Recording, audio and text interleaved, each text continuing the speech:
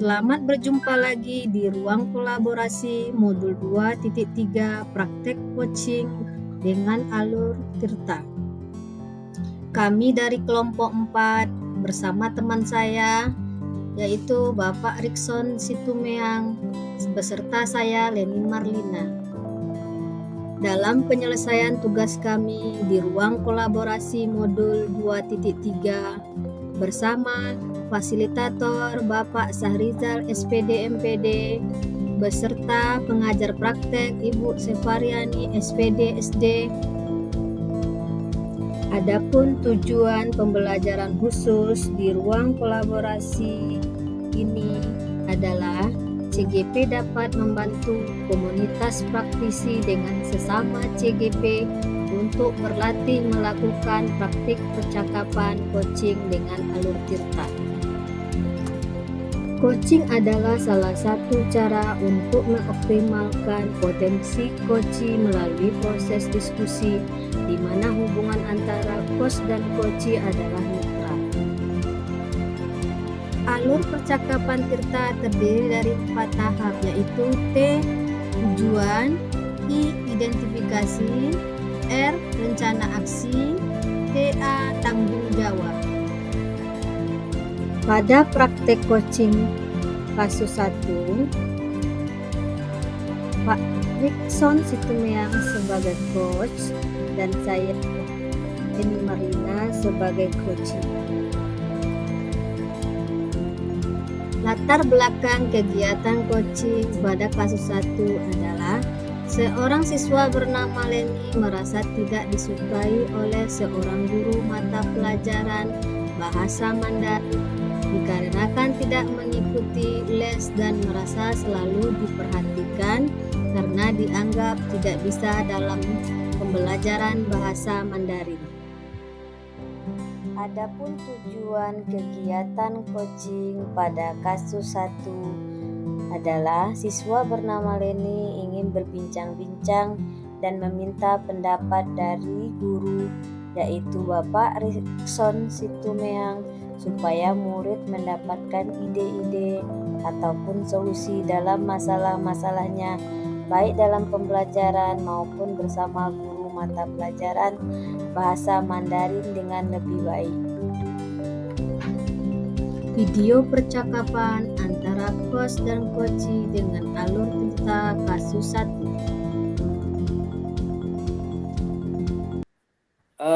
Baiklah Bapak Ibu, saya di sini sebagai coach Rikson Situmeang dan Ibu Leni Marlina sebagai coachee. Kami akan melakukan praktek coaching model Tirta dengan topik manajemen waktu belajar. Silakan Bu. Selamat siang Pak. Selamat siang Nak, apa kabarnya? Kabar baik Pak. Baiklah, hari ini kita akan ngobrol, mungkin membutuhkan waktu yang agak lama. Kamu tidak apa-apa kan? Ya Pak, tidak apa-apa. Nah, boleh Bapak bertanya, akhir-akhir ini Bapak perhatikan kamu terlihat murung dan kurang bersemangat. Ada apa ya Nak? Iya Pak, sekarang ini memang perlu seseorang untuk membicarakan permasalahan yang saya hadapi Pak. Jadi, apa yang bisa Bapak bantu? Begini Pak, saya ingin mendapatkan solusi dari masalah saya ini Pak. Oh, terus apa lagi? Saya juga masih bingung nih Pak. Mengapa saya begini? Saya ingin tahu penyebabnya Pak. Coba ceritakan sama Bapak, apa yang kamu rasakan saat ini? Yang saya rasakan tuh Pak, saya tidak nyaman pada salah satu guru mata pelajaran Pak. Oh, apa yang membuat kamu merasa tidak nyaman dengan pelajaran itu? Iya nih Pak, akhir-akhir ini saya kurang fokus sama pelajaran bahasa Mandarin, tidak merasa nyaman. Saya berpikir guru bahasa Mandarin saya itu selalu menyinggung saya di dalam kelas, Pak. Oh, menyinggung kamu ya? Coba Iya, kamu ceritakan lebih dalam lagi perasaan yang kamu alami sekarang. Kenapa kamu sampai berpikir seperti itu? iya nih Pak, soalnya kalau di dalam kelas Bapak itu bilang pada teman-teman saya sambil melirik ke arah saya. Bapak itu bilang kalau les bahasa Inggris itu sangat penting untuk melatih pemahaman kita dalam keterampilan berbahasa Mandarin. Jadi kalau saya tidak ikut les, saya akan lambat dan mendapatkan nilai yang tidak bagus, terus kemudian kurang memahami materi yang ada, Pak. Bapak paham ya. Lalu bagaimana perasaan bagaimana menurut kamu? Menurut saya, Pak, memang betul yang dibilang sama guru mata pelajaran bahasa Mandarin itu. Kalau bahasa Mandarin itu sangat diperlukan, apa terutama di jurusan perhotelan, Pak. Baiklah. Terus kenapa kamu tidak ikut les privat saja? Masalahnya, Pak, saya selalu mendapatkan nilai jelek. Bapak itu tidak suka sama saya. Gitu, Pak. Iya, iya. Jadi menurut kamu pembicaraan kita ini bertujuan untuk apa ya? Tujuannya saya ingin mendapatkan solusi, Pak, agar tidak disindir lagi dan mendapatkan nilai yang bagus, Pak. Kalau seperti itu, apa yang menjadi hambatannya? Hambatan saya itu Pak gini Pak, di sore hari saya tuh kan les voli yang disuruh oleh orang tua saya. Karena saya mau ikut perlombaan bola voli, orang tua saya tidak memperbolehkan saya untuk tidak ikut les voli tersebut. Oh, begitu ya dari orang tua. Lalu bagaimana pendapatmu? Apakah prioritas utamamu dalam hal ini les bahasa Mandarin atau ikut latihan bola voli? Menurut saya Pak kedua-duanya penting. Bisa Tapi saya juga belum bisa membagi waktu bagaimana caranya karena waktu yang saya lakukan yang les itu kedua-dua les poli dan les bahasa Mandarin itu berbenturan Pak. Jadi saya bingung juga untuk gimana caranya untuk bisa melakukan ini Pak. Ya, ya. Kalau seperti itu, bagaimana kamu cara mengatasi masalah tersebut?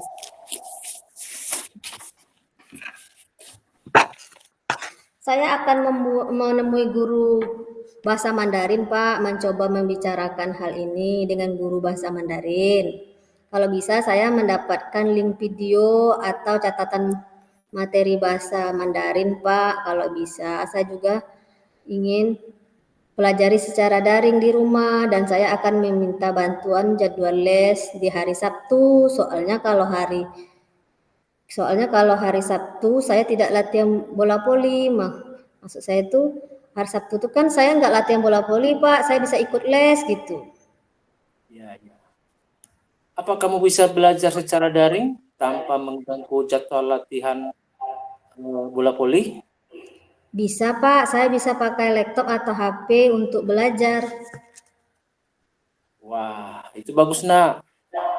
Selanjutnya bagaimana dengan tindak lanjut yang akan kamu lakukan setelah membicarakan semua ini dengan Bapak yang mengajar bahasa Mandarin?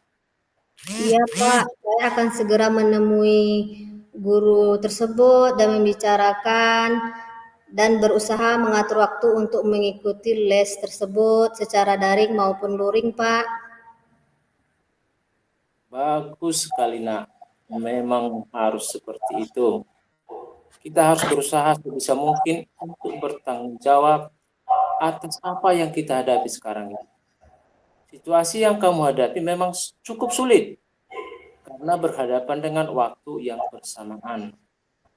Tetapi jika kamu memanajemen waktu dengan baik dan mau mengungkapkan masalahmu dengan guru bahasa Mandarin tersebut, maka guru tersebut akan memahami dan berusaha membuat catatan untuk kamu pelajari secara daring dan membuat jadwal di hari Sabtu supaya kamu bisa ikut les tersebut. Iya Pak, terima kasih atas bimbingannya Pak. Sekarang saya mengetahui apa yang harus saya lakukan supaya bisa menyelesaikan masalah tersebut. Jadi saya bisa melakukan kedua-duanya Pak, bisa les bahasa Mandarin dan juga bisa latihan bola voli Pak. Wah, kamu memang anak hebat. Kamu pasti bisa. Semangat. Terima kasih Pak. Terima kasih. Selamat sore. Selamat sore Pak. Praktek coaching pada kasus 2 yaitu Leni Marlina sebagai coach dan Bapak Rikson Situmiang sebagai coachee.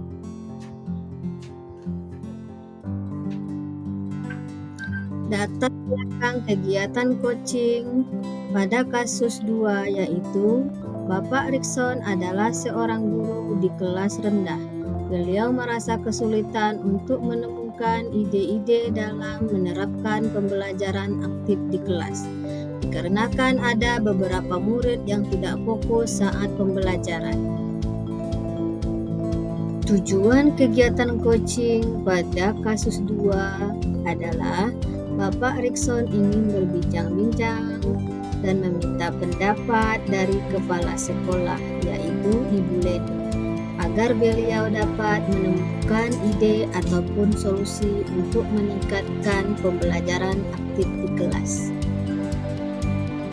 Video percakapan coach dan coachee dengan alur Tirta pada kasus 2. Kami dari kelompok 4, saya sebagai coach Leni Marlina dan Pak Rikson Situmiang sebagai coaching.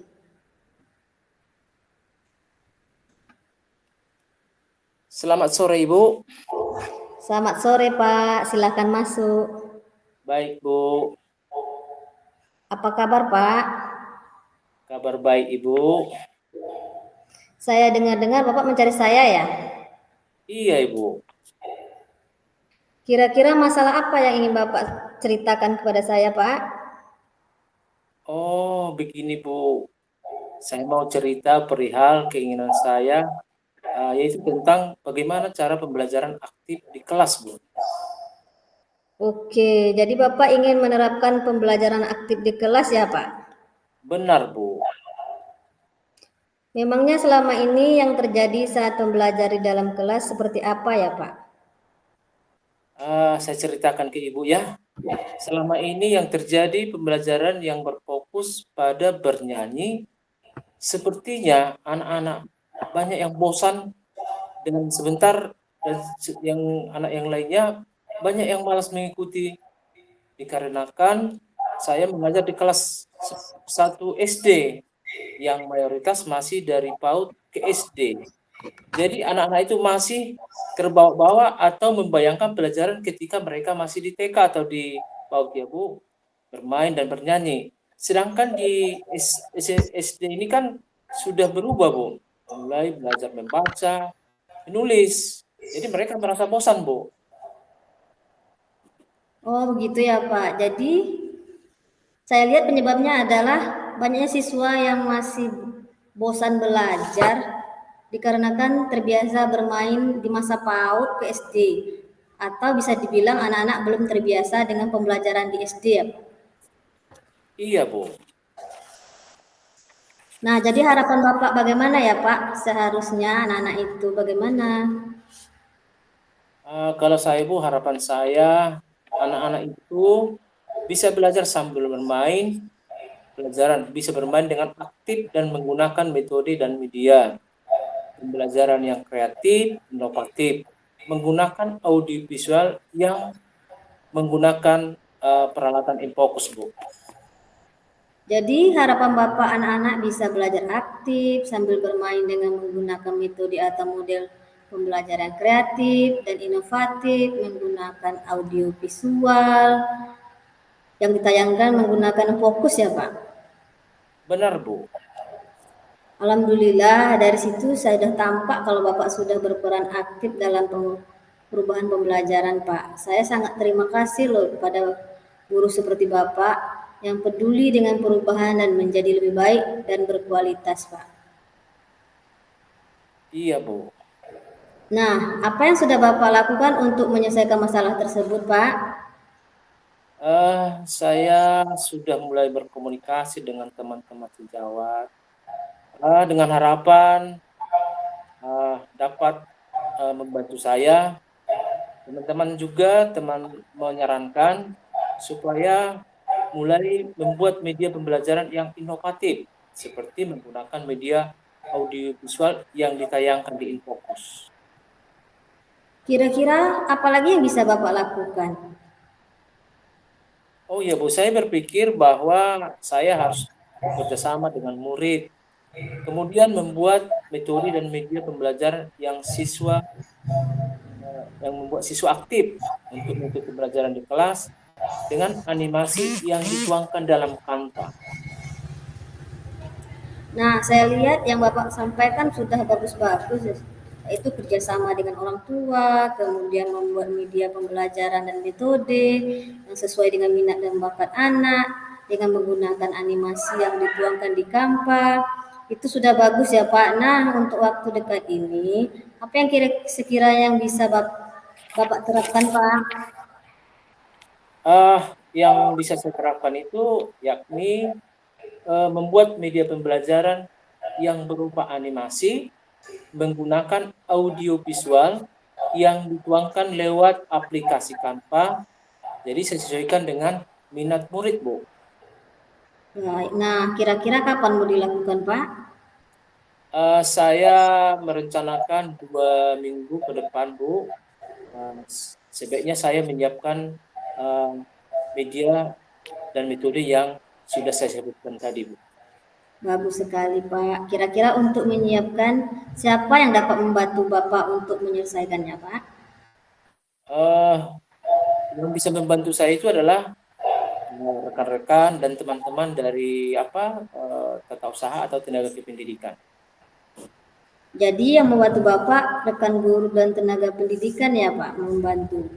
Jadi rencananya 2 minggu ya, Pak. Benar, Bu. Dari obrolan kita ini, Pak, kira-kira apa yang Bapak rasakan? Yang saya rasakan adalah kejadian yang sudah membuat ada gambaran untuk yang bisa saya lakukan dalam meningkatkan pembelajaran di kelas 1 kita ini, Bu. Kalau begitu, rencana Bapak akan melakukannya ke depan nih. Itu kira-kira ukuran keberhasilan rencana yang Bapak lakukan itu apa dan indikatornya apa menurut Bapak? Ini pendapat saya, Bu ya. Menurut saya itu anak-anak harapannya aktif dalam setiap pembelajaran dan tidak ada lagi yang membalas, membaca, menulis dan yang lain. Bisa juga dengan cara umpan balik ke murid, apakah mereka senang atau apakah mereka merasa puas dengan yang saya lakukan. Ini juga lewat wawancara secara individu ataupun saya buatkan isian kuesioner yang tinggal anak isi. Itu, Bu.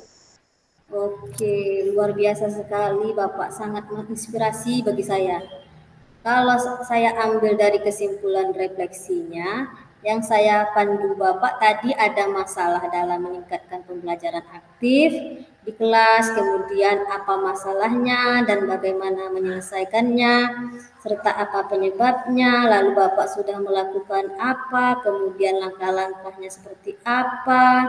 Bapak juga sudah melakukan alternatif serta solusi yang bisa digunakan untuk meningkatkan kinerja Bapak dan guru-guru lain. Kemudian pelaksanaannya juga sudah terencana dengan baik dan benar. Pelaksanaan kapan dan indikatornya sudah jelas. Jadi itu yang saya tangkap. Jadi bagaimana menurut Bapak? Betul sekali, Bu.